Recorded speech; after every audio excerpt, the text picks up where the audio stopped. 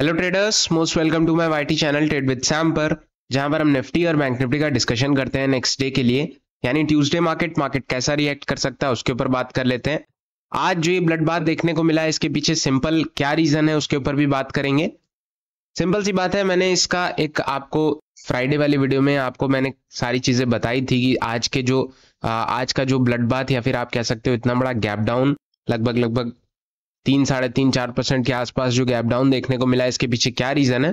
Alright, simple सी बात है।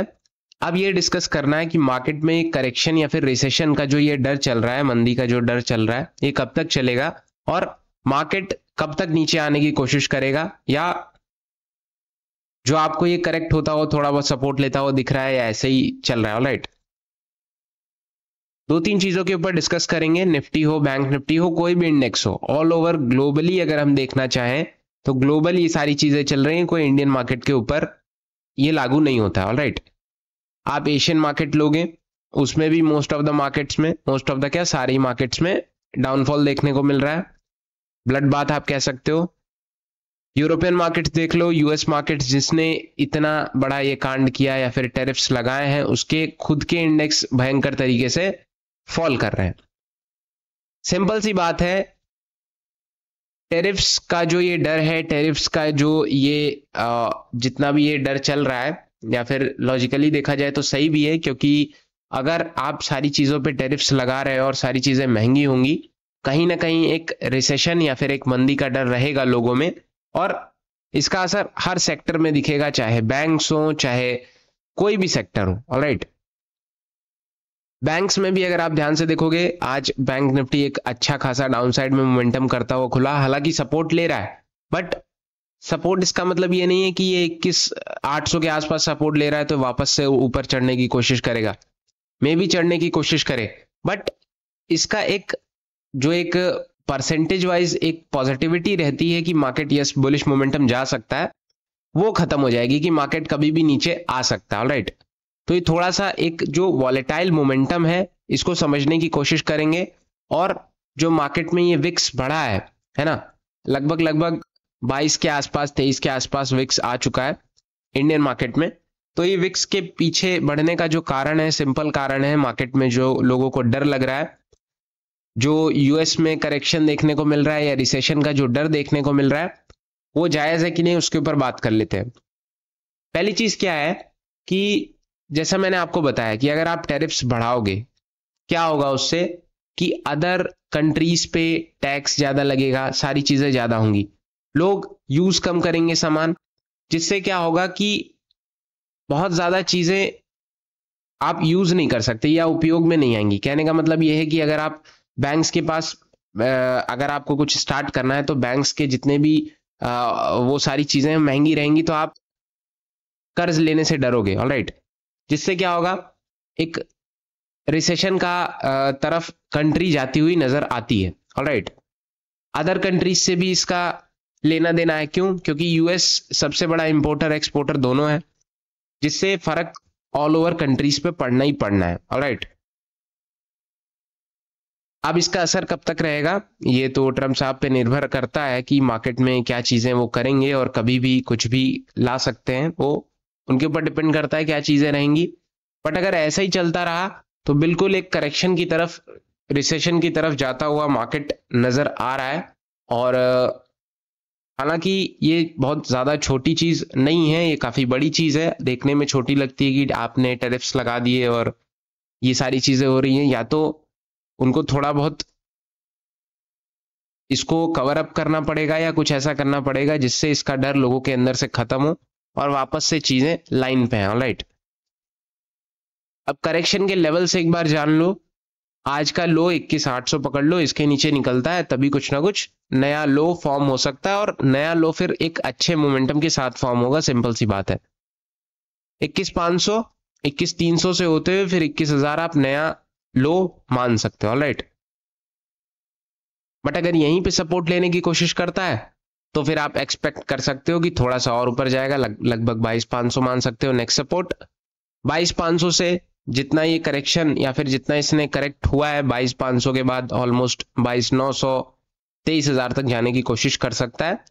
कल के मार्केट के ऊपर डिपेंड करता है, और मोस्टली मुझे ऐसा लगता है कि मार्केट साइडवे रहने की कोशिश करेगा इस रेंज में, क्योंकि अगर कुछ तो ये और भयंकर चीज लाते हैं तो ये फिर लगे हाथ और फॉल होगा, बट अगर ऐसा कुछ नहीं होता है तो ये फिर साइडवे रेंज में रहने की कोशिश कर सकता है, सिंपल एज दैट। ऑलराइट, आज हालांकि जितने भी ऑप्शन सेलर्स हैं, सॉरी ऑप्शन बायर्स और सेलर्स, उससे फर्क नहीं पड़ता है, जितने भी इन्वेस्टर्स हैं, एक अच्छा झटका लगा है लगभग मार्केट में 16 लाख करोड़ के आसपास, जो ऑल ओवर एक बड़ा अमाउंट है वो उड़ता हुआ नजर आया है। ऑलराइट, इंडियन मार्केट में ही नहीं, अदर मार्केट्स में भी एक अच्छे अमाउंट में पैसा उड़ता हुआ नजर आया है बहुत सारे इन्वेस्टर्स का, चाहे डीआईज हो, चाहे एफआईज हो, चाहे जो हो, क्योंकि ये सारी चीजें ऐसी होती हैं अक्सर, अगर आपने देखा होगा कि जब मार्केट नीचे आता है ना तो वो काफी स्पीड में आता है, और जब ऊपर उठता है तो बहुत स्पीड में नहीं उठता है, थोड़ा उठेगा फिर करेक्ट होगा, फिर थोड़ा सा उठेगा फिर करेक्ट होगा,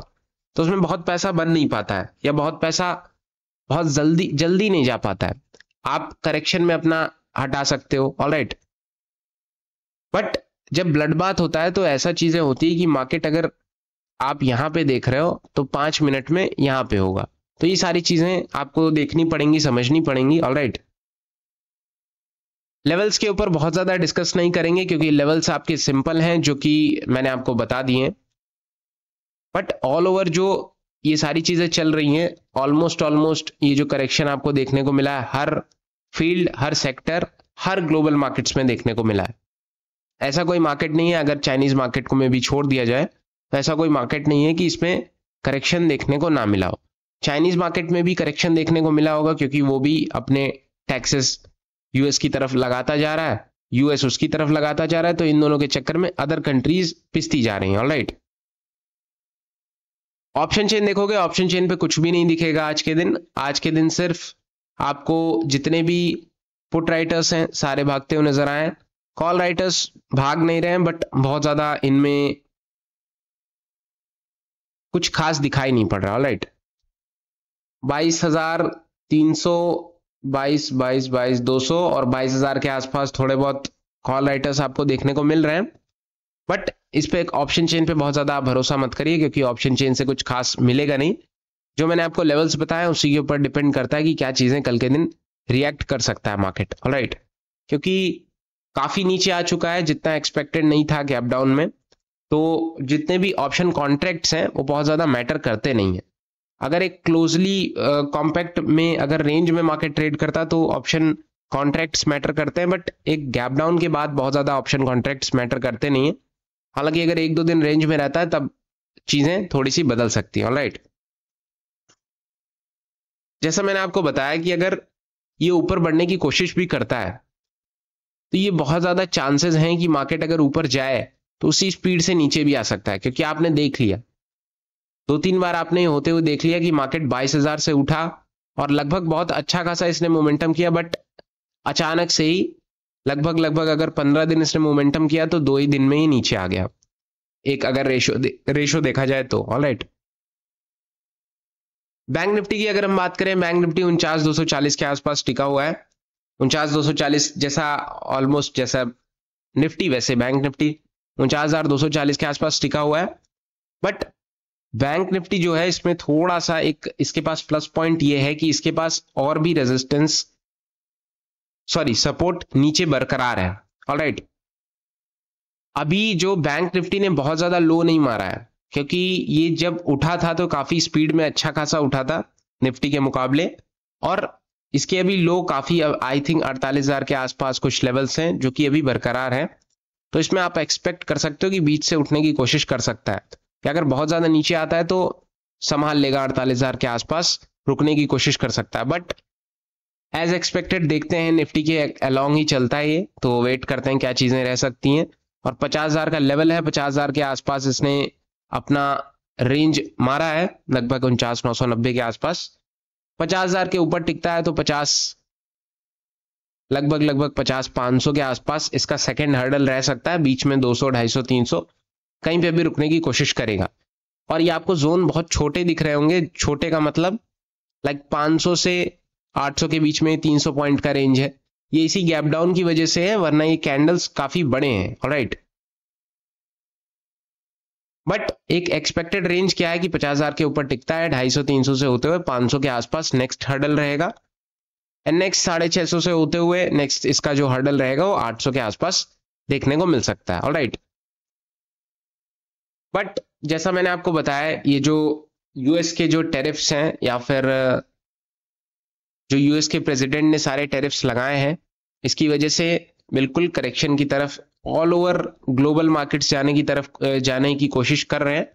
और जो इसका इम्पैक्ट है, अगर ये सारी चीजें खत्म नहीं हुई जैसे मैंने आपको बताया, तो बिल्कुल और करेक्शन देखने को मिल सकता है, नो डाउट, इसमें कोई दो राय नहीं है।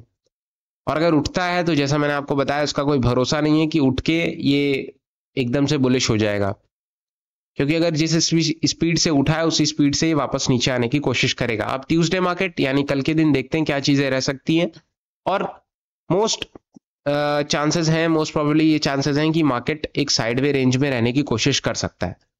फिलहाल बहुत ज्यादा डिस्कशन तो नहीं है, एक ही टॉपिक के ऊपर ये सारी चीजें चल रही हैं, तो टेरिफ्स का टॉपिक है, बाकी तो इसको बहुत ज्यादा वाइड नहीं करेंगे क्योंकि सबको ऑलमोस्ट सारी चीजें क्लियर हैं। फिलहाल डिस्कशन यही है। वीडियोस पसंद आती है तो लाइक करना मत भूलना, चैनल को सब्सक्राइब कर देना। Thank you so much.